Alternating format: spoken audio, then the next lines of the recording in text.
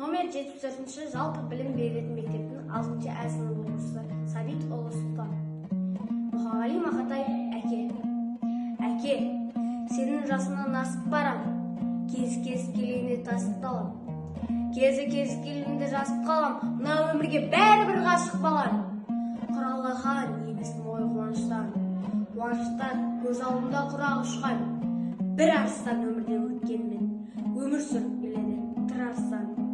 Өкінбе әке, отым бар сөнбей тұғын, ол мәңгілік жанады көнбей тұғын.